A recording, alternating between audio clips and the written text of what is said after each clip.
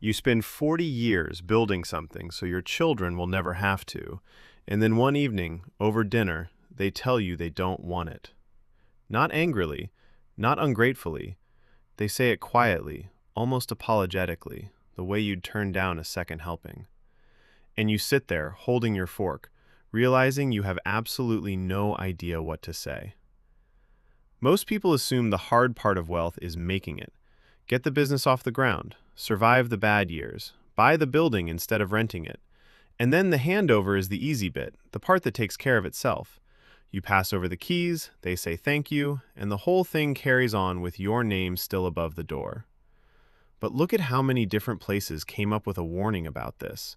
In Scotland, they say the father buys, the son builds, the grandchild sells, and his son begs. In China, they say wealth does not survive 3 generations. In Italy, from the stables to the stars, and back to the stables again.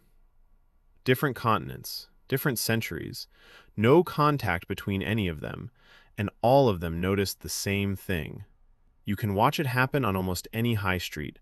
A name above a shop door for 60 years, then a sale sign in the window, then a new name within the month, new lighting, new floor, and nobody walking past remembers what used to be there. So why does this keep happening so reliably that entire languages built a saying for it? And why is it almost never because the children were lazy? Here's the first thing. You think you're offering them money. You're actually offering them a job. An inheritance sounds like a gift. A business is not a gift. It's 4 decades of somebody else's working life, with somebody else's name on the sign, and a set of problems you personally chose, and they never did. When your child says no, they're usually not saying no to security. They're saying no to spending the next 30 years managing something they didn't build. Here's the second thing, and this one stings. They're not refusing it because they don't understand what it cost you. They're refusing it because they understand exactly what it cost you.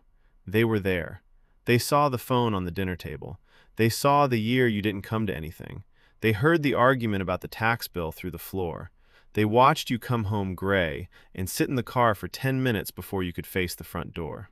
To you, that was sacrifice, and you'd do it again. To them, that was simply the weather of their childhood. So when you hand them the thing that caused all of it, some of them look at it and quietly think, I saw what that did to my dad. I'm not doing that to mine. They're not rejecting the wealth. They're rejecting what it did to the house. Here's the third thing. You removed the exact hunger that built it. Think honestly about what got you up at 5 in the morning for 20 years. It wasn't a spreadsheet. It was fear, not wanting to go back, wanting to walk into a room and not feel small, wanting to give your kids the thing you never had.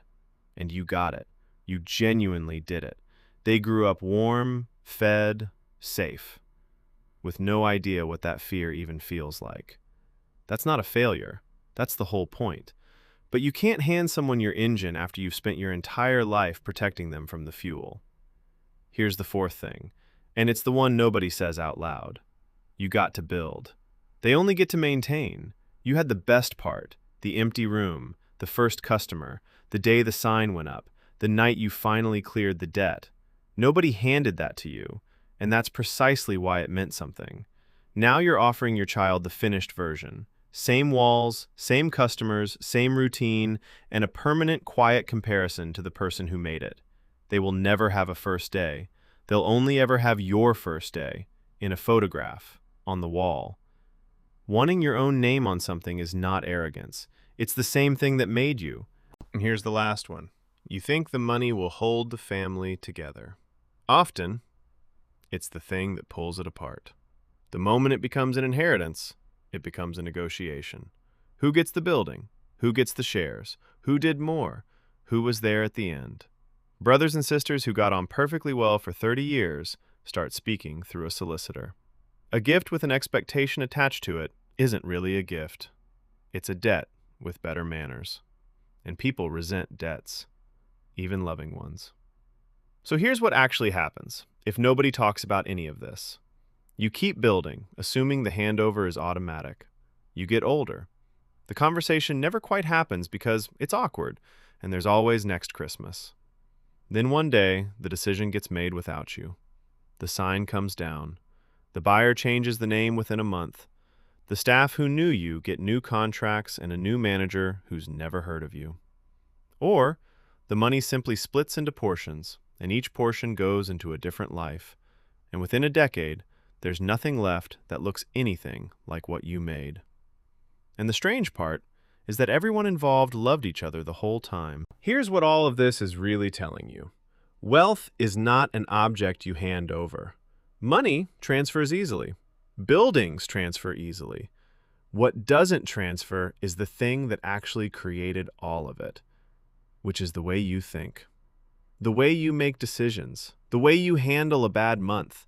That part can only be taught, slowly, on purpose, while you're still here, not read out of a will. Your children probably don't want your wealth, but almost every one of them wants what you have underneath it. They want to be capable. They want to build something. They want to know how you did it. So bring them in early and let them see the messy version. Let them make small decisions with real consequences while you're still around to catch them. Ask what they want to build instead of assuming they want to continue what you built. And be honest with them about the cost, because they saw it anyway. Hand over the how, not just the what. The how is the only part that survives 3 generations. If that gave you something to think about, follow us. These are the money conversations most families only have far too late.